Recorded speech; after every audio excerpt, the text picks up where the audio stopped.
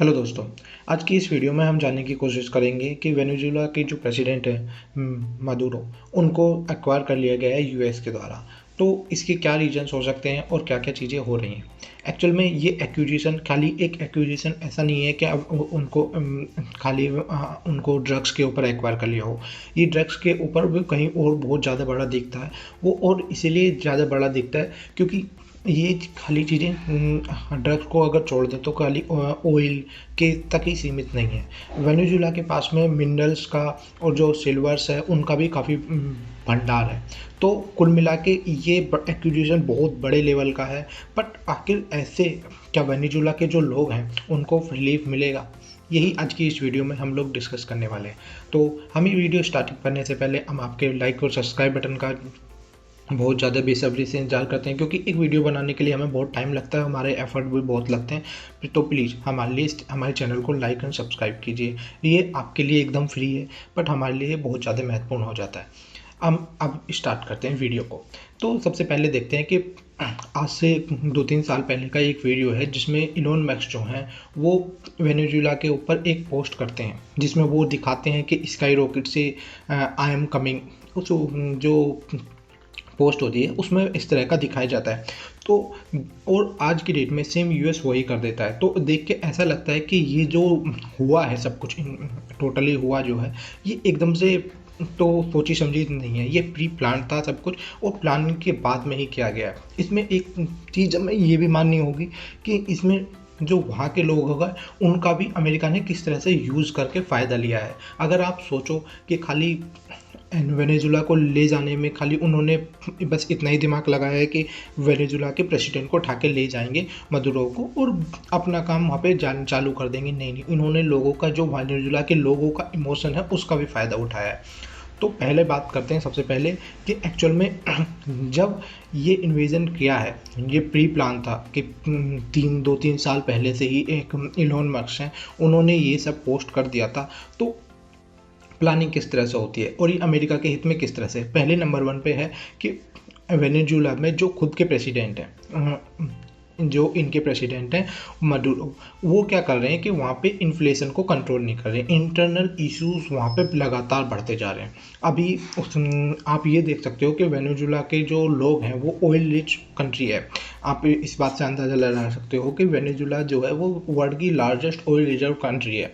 अब वर्ल्ड की largest oil reserve country है पर वहाँ के इंटरनल इश्यूज बहुत ज़्यादा बढ़ते चले जा रहे हैं। वहाँ पे इन्फ्लेशन बहुत ज़्यादा बढ़ती चली जा रही है। इवन दो कुछ लोग सैलरी के साथ में अंडे ले जाना प्रेफर कर रहे हैं।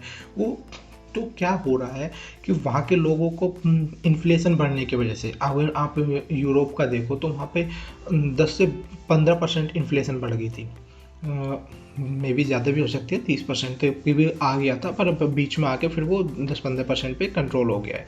बट इसके अलावा अगर आप देखो तो भारत में जहाँ 7 से 8% इन्फ्लेशन बढ़ने पे ही सब लोग हल्ला मचा देते हैं कि इतना इन्फ्लेशन तेज़ी से बढ़ रहा है, इतनी महंगाई बढ़ रही है, चीज़ें कैसे करेंगे।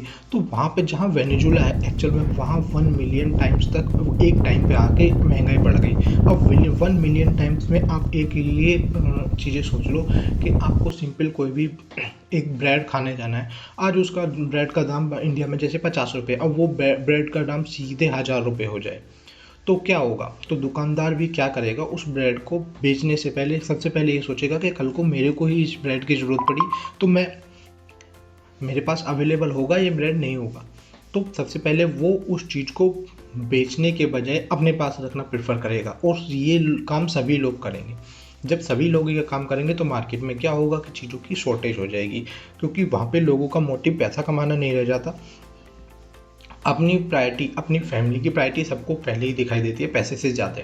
तो कुल मिला के ये होगा कि वो लोग फिर से इन्फ्लेशन वहाँ पे बढ़ती चली जाएगी और यही हुआ था वेनेजुएला के केस में। और मदुरो के केस में ये हुआ है कि जब 2024 में इलेक्शन हुआ है तो इन्होंने अपना आप को 80% वोट पे जब काउंटिंग चल रही थी वहाँ पे आके रोक दिया था काउंटिंग को। अब काउंटिंग को रोकने के बाद में इन्होंने अपना आप को 51% की वोटिंग के साथ में अपना आप को विजय दिखा के अपना आप को कर लिया। पर जब इंडिविजुअल अदर अपोजिशन की जो पार्टी थी उन्होंने देखा, उन्होंने इंडिविजुअल वोट काउंट किए तो उनके हिसाब से जो प्रेसिडेंट निकले वो मदुरो जीते ही नहीं थे, वो तो हार गए थे। बट वहाँ पे उन्होंने जिस तरह से भी करके किया तो उन्होंने अपनी प्रेसिडेंसी बनाए रखी है। अब कुल मिला के ये हो रहा है कि वहाँ पे अमेरिका इसी बात को उठा रहा है कि वहाँ पे प्रेसिडेंसी है वो गलत है, ये बंदा वहाँ पे प्रेसिडेंट नहीं है, एक्चुअल में प्रेसिडेंट को कोई और जीतना चाहिए था। तो अमेरिका वहाँ पे ड्रग्स, और ये प्रेसिडेंट जो बन गया है इसके साथ साथ ये ड्रग्स की सप्लाई भी अमेरिका में करता है, जिसकी वजह से हमें दिक्कत हो रही है। तो हम इस देश को कब्जा करना चाह रहे हैं। तो पहला तो वहाँ पे इंटरनल इश्यूज ये हो गए कि वहाँ पे पॉलिटिकल अनस्टेबिलिटी है और लोगों के बीच में गुस्सा बहुत ज़्यादा है, वो है महंगाई का, क्योंकि जो इंटरनल इश्यूज हैं उनको मदुरो कंट्रोल नहीं कर पाते। तो पहला रीज़न ये हो गया। दूसरा रीज़न ये है कि मदुरो के साथ साथ में अगर आप देखोगे वहाँ पे तो वहाँ पे तेल का खजाना बहुत ज़्यादा है। अब तेल के खजाना बहुत ज़्यादा है तो इसकी वजह से अभी इसको कैप्चर करके अमेरिका ये कहीं ना कहीं दिखाना चाहता है कि अगर अदर कंट्रीज़ जैसे सऊदी अरेबिया हो गई या तुम्हारा यूएई हो गया, और मतलब इस तरह की गल्फ़ कंट्रीज़ जो डॉलर ट्रांजेक्शन जो जितना भी पेमेंट है अपना डॉलर में करती हैं। अब होगा क्या अगर ये सभी कंट्री डॉलर को छोड़ के किसी और चीज़ का पेमेंट एक्सेप्ट करते हैं तो अमेरिका आगे जाके क्या किस लेवल तक काम कर सकता है। तो उनके दिमाग में एक तरह से ये माइंडसेट पूरी तरह से बैठ गया है कि हम पेमेंट जो डॉलर का है वो तो तुम्हें डॉलर में ही करना पड़ेगा। तो पेमेंट सिस्टम पे अमेरिका का डॉलर का जो कहीं ना कहीं एक लॉबी चल रही थी डॉलर को हटा देंगे, तो वो लॉबी भी अब कहीं ना कहीं ख़त्म हो गई है, क्योंकि सबको अब समझ में आ गया है कि अगर तुमने कुछ किया तो कहीं भी तुम्हें अमेरिका आके कुछ भी कर सकता है। इसके अलावा अगर आप देखें तो रसिया है, चाइना है, ये इनडायरेक्ट रूप से अमेरिका से लड़ते हैं, कभी भी डायरेक्ट रूप से नहीं लड़ते। इनडायरेक्ट रूप से बोले तो ये इनके पास भी अगर देखो तो इनके पास भी रशिया के पास तो ऑयल है, बट अगर चाइना देखो तो चाइना के पास इनडायरेक्ट रूप से बहुत सारी चीज़ों में अमेरिका से वो डायरेक्ट फाइट कर रहा है। अब ढाल किसको कोई भी बंदा होगा वो ढाल किसको बनाएगा, वो ऐसी कंट्रीज को बना लेगा जो उसको डायरेक्ट बेनिफिट मिले। अब चाइना के केस में ही उसने वेनेजुला से, जब वेनेजुला पे ट्रंप ने पिछले शासन में आए थे तो बहुत सारे सेक्शंस लगा दिए थे वेनेजुला पे। अब सेक्शंस लगाने के साथ में हुआ ये कि वेनेजुला को अदर कोई स्ट्रॉन्ग बंदा ढूंढना था तो उसने चाइना का सहारा लेना चालू कर दिया और चाइना से बिलियंस ऑफ डॉलर वेनेजुला में आने लगे। तो इससे क्या हुआ? तो ये हुआ कि एक तो China already minerals rich country है, वो रेयर अर्थ का मालिक है पूरी दुनिया में। दूसरा ये है कि वेनेजुला भी सेम ही है, वहाँ पे सिल्वर वगैरह बहुत ज़्यादा मिलता है और आगे का टाइम ऐसा होगा कि जहाँ पे मिनरल रिच का बहुत ज़्यादा इफेक्ट चाहिए, मतलब इफेक्ट इन द सेंस कि जिसके पास ज़्यादा मिनरल्स होंगे वो ज़्यादा सुपर पावर होगा। अभी अमेरिका इस चीज़ में पिछड़ना नहीं चाहता, अमेरिका चाहता है कि मिनरल्स उसके पास में ही रहे। अब चाइना से डायरेक्ट तो फाइट अमेरिका भी नहीं करना चाहता, तो वो क्या करेगा, उसने भी क्या किया, वेनेजुला को ही यूज़ किया। कुल मिला के यहाँ पे सबने वेनेजुला का ही यूज़ किया। अब उसने क्या किया, वेनेजुला का यूज़ किया कि वेनेजुला पर बुल्ले कैप्चर कर लिया। अब अमेरिका वहाँ कब तक रहेगा? अमेरिका वहाँ तब तक रहेगा जब तक वो उन सबको निचोड़ नहीं लेता। आप इसके ध्यान से देखोगे तो सारी चीज़ों में आप अफ़गानिस्तान का रिसेंटली केस ले सकते हो, और यमन हो गया, लीबिया हो गया, दुनिया भर के एग्जांपल हैं ऐसे, दुनिया भर के देश से वो अमेरिका तब तक वहाँ पे अपना इंटरेस्ट बना के रखता है जब तक उसका फ़ायदा होगा।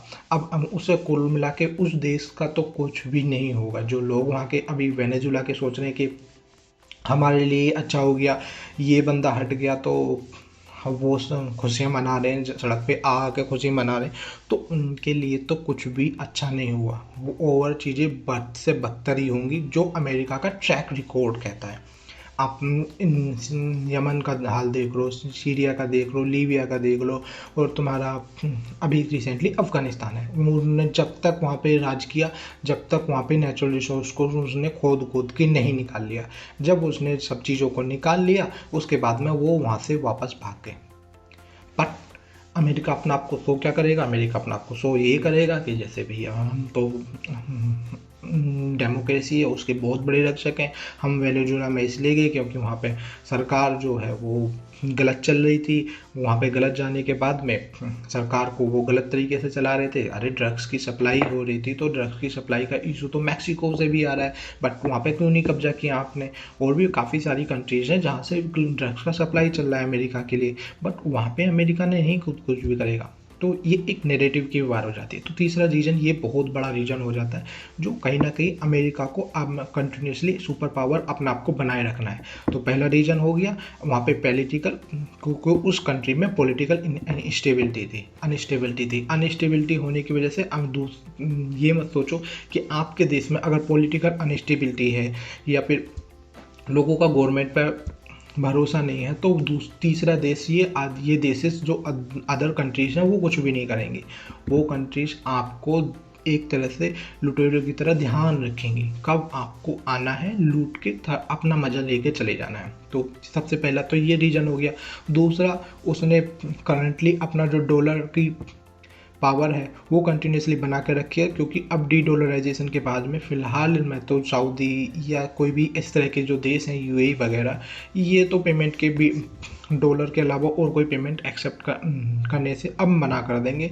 पहले ये लोग एक्सेप्ट करने की एक बार सोच भी रहे थे, बट अब इसके इंसिडेंट के बाद में ये लोग भी मना करेंगे।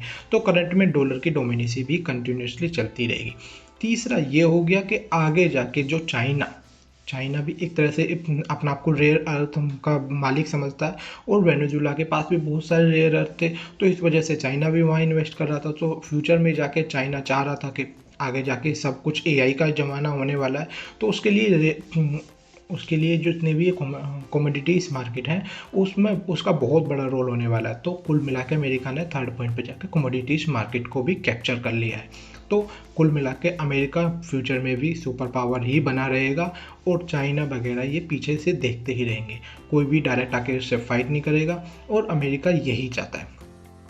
अब सब कुल मिला के ये तीनों चीज़ें कंसेप्ट क्लियर हो गई। अब इसमें अमेरिका का जो प्रेसिडेंट है वो करने की क्या कोशिश कर रहे हैं। अब अगर आप ध्यान से देखो तो यूएस की तरफ से इंडिया में बहुत बड़ा इन्वेस्टमेंट आ रहा है। आप चाहे इस टाइम में गूगल का देख लो, माइक्रोसॉफ्ट का देख लो, तो ये सभी कंपनियां क्या कर रही हैं, यूएस का इन्वेस्टमेंट वो इंडिया में ला रही है। और अमेरिका यही चाहता है कि अमेरिका ये नहीं चाहता कि वो इन्वेस्टमेंट भारत में आए। अब वो इस वजह से क्या करेगा, वो इंडिया के जो पीएम हैं उनको बार बार मूव करने की कोशिश करेगा, और ये ट्रंप कुछ भी ऐसा करेंगे। ऑलरेडी उन्होंने 50% टैरिफ लगा रखा है, 50% को ऑलरेडी उसके साथ में और धमकी दे रहे हैं, अगर आप तेल खरीदना बंद नहीं करोगे तो हम ये और ज़्यादा कर देंगे। बट खुद बैकडोर से कर रहे हैं उसका उन्हें कोई लेना देना नहीं होता, उसको वो बोल देते हैं आई डोंट नो, मैं इसके बारे में देख के बताऊँगा। आपने पिछली भी वीडियो देखी होंगी, उसमें जब ट्रंप से पूछा गया था तो भारत के ऊपर आपने बैन लगा दिया है, जो आप खुद रसिया से ट्रेड कर रहे हो उसके ऊपर आपका क्या करना है। तो उसको वो बोल देते हैं उसके बारे में मुझे जानकारी नहीं है, मैं इसको बाद में बताऊंगा। बट हिपोक्रेसी की भी लेवल होता है कि आप एक अपने बारे में दूसरों के बारे में सब कुछ जानते हो, पर इंडिया के बारे में जब बात आती है तो आप बोल देते हो नहीं ये ऐसा नहीं है। और तीसरा रीजन, अभी एक और भी चीज़ें देखो कि इंडिया के केस में ही अगर हम बात करें तो वेस्टर्न मीडिया क्या करता है, ऑलरेडी इंडिया के खिलाफ ही नैरेटिव चलाता रहता है। तो वो कहीं ना कहीं चाहते हैं कि इंडिया सुपर पावर ना बने और वो हमसे छोटा ही रहे और हमारे काम करता रहे। जस्ट कुछ भी हम बोलें तो वो हमसे ज़्यादा बढ़ ना पाए, आगे ना निकल पाए। तो इसी वजह से वेस्टर्न मीडिया इंडिया को एज ए बैड कंट्री दिखाते रहते हैं। अभी भी वो उसके खिलाफ ऐसे ही लॉबी करते रहते हैं। अभी आप उसकी छोटी छोटी बातों को बड़े ऐसे करके दिखाते हैं। आप इसका एग्जाम्पल इस तरह से ले सकते हो कि जब रशिया ने यूक्रेन पर अटैक किया था तो उसको उन्होंने बोला था कि ये तो बहुत गलत काम कर रहे हैं, वेस्टर्न लॉबी ये इस तरह से एकदम से अगेंस्ट हो गई थी। उसमें ये लोग यही दिखाने की कोशिश कर रहे थे नहीं रशिया ने बहुत गलत किया है, इस तरह से ये इन्वेजन कर रहे हैं, ये तो बहुत गलत है। बट जब अमेरिका ने मदुरो को उनके घर से उठा के ले गया है तो उसको दिखाने नहीं हमने तो वहाँ की डेमोक्रेसी को सेव किया है, वहाँ के लोग उनसे तंग थे। बाकी हो कुछ भी ना रहा है, हो सिर्फ ये रहा है कि सारे काम अपनी तरह, जिस देश को अपना जैसे अच्छा लगता है वो उसी तरह से काम कर रहा है। इन लोगों को कोई फ़र्क नहीं पड़ता कि कहाँ सही हो रहा है, क्या गलत हो रहा है। इन लोगों को बस अपना उल्लू सीधा करना है, जहाँ से जिसका हो सकता है वो अपना काम करके निकल जाएंगे और खुद का बेनिफिट लेंगे। लॉन्ग टर्म में यही हो रहा है। तो I hope you gain something from my this video. इस वीडियो को बनाने में हमें थोड़ा बहुत ज़्यादा टाइम लगता है, तो प्लीज़ लाइक और सब्सक्राइब कर दीजिएगा। Thanks for watching.